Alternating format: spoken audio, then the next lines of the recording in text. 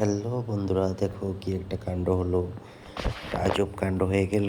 আমার কবুতর মাটিতে ডিম পেড়ে দিয়েছে। দেখো কি হয়ে গেল, মাটিতে ডিম পেড়ে দিল। এখন এই ডিমের কি হবে? এখন এদের ঘরে ছোট একটা বাচ্চা, এটাকে রেখেই ডিম পেড়ে দিল। আমি তো বুঝতেই পারিনি যে এত তাড়াতাড়ি এরা ডিম পেড়ে দেবে। এই বাচ্চাটাই তো এখন অনেক ছোট, তো এখনই এরা ডিম পেড়ে দিল। আমি তো বুঝলামই না। দেখো কি একটা কাণ্ড হয়ে গেল, মাটিতেই ডিম পেড়ে দিল। এখন এই ডিমের কি হবে বুঝতেই তো পারছি না, কি করা যায়। বন্ধুরা, কি করা যায় তোমরা কি বোঝো? আমি তো বুঝছি না কিছুই, যেন কি করতে পারি। ডিমটা কি নষ্টই হয়ে যায় না নাকি? এর মাটিতে ডিম পারলি কেন রে? মাটিতেই ডিম পেড়ে দিল। কি একটা আজব অবস্থা। এখন হয়তো বাচ্চাটা কত ছোট, এখনই এরা ডিম পেড়ে দিল। তো এইভাবে মাটিতে ডিম পেড়লে তো আমার ডিমগুলোই নষ্ট হয়ে যাবে। এখানে বন্ধুরা একটু পানি দিয়ে দিচ্ছি। এই পানিতে মাছও আছে, আবার কবুতরে খায়, গোসল করে। তো এখানে একটু পানি দিয়ে দিলাম ভরে। কিন্তু এখন কি করতে পারি, এরা ডিমটা মাটিতে পেড়ে দিল। হ্যাঁ, এটা কোনো কাজ করলো বলো? মাটিতে ডিমটা পেড়ে দিল। এখন তো আমি মহা টেনশনে পড়ে গেলাম, এই ডিমটা নিয়ে কী করব আমি এখন। হ্যাঁ, এই ডিমটা নষ্ট হবে না এখন? আরও তো একটা ডিম পাড়া বাকি আছে। এখন মাথা কাটিয়ে একটা বুদ্ধি বের করতে হবে বন্ধুরা। দেখো এই বাচ্চাটা এখনো কত ছোট, দাঁড়াও আমি বের করছি। এই যে দেখো, এখনো কত ছোট বাচ্চা। হ্যাঁ, এটাকে রেখেই ডিম পেড়ে দিল। আমি তো ভাবতেও পারিনি যে এত তাড়াতাড়ি এরা আবার ডিম পেড়ে দেবে। আসলে প্রথম তো এই জন্য বুঝতে পারিনি। দেখো কত ছোট বাচ্চাটাকে রেখে এরা ডিম পেড়ে দিয়েছে বন্ধুরা।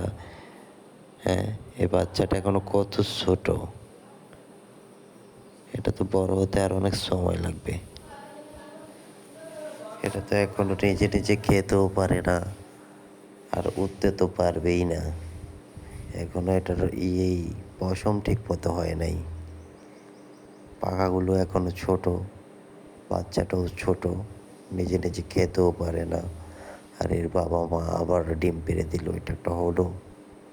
এতটা ডিম পেড়েছিস, পার ভিতরে পারতি কেন, নিচে ডিম পারলি কেন? এটা তো আমি বুঝলাম না, এরা নিচে ডিম পারলো কেন?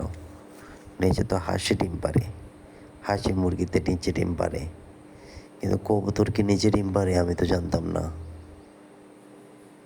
তো এটা কি করলো, কি হলো এটা, আমি তো বুঝতেই পারলাম না। যাক, পানিটা ভরা হয়ে গেছে, পানিটা ভরা হয়ে গেছে। এখান থেকে ওরা পানি খায়, গোসল করে। এখন আমি ভাবছি এইটাকে একটা বেড়া দিয়ে দিব এখান দিয়ে। আগে তো ডিমটাকে নিচে থাকলে যে কোনো মতে বৃষ্টি হলে তো পানির ছিটা এসে ভিজে যাবে। এখন এটাকে কি করা যে যায় আমি তো বুঝতেই পারছি না। বন্ধুরা, একটা বল আনলাম, বলের ভিতরে ডিমটা দিয়ে দিলাম।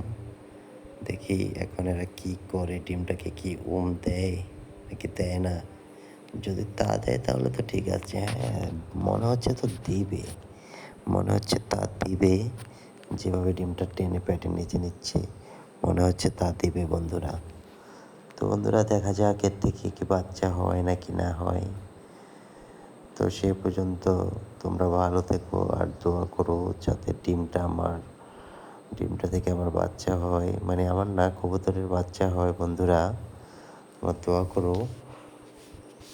আমি অনেক টেনশনে আছি, ডিমটা থেকে বাচ্চা হবে কি হবে না। এটা একটা টেনশনের বিষয় যে নিচে ডিম পেড়ে দিল, এটা থেকে বাচ্চা হয় নাকি হবে না, এটা একটা টেনশনের বিষয় বন্ধুরা।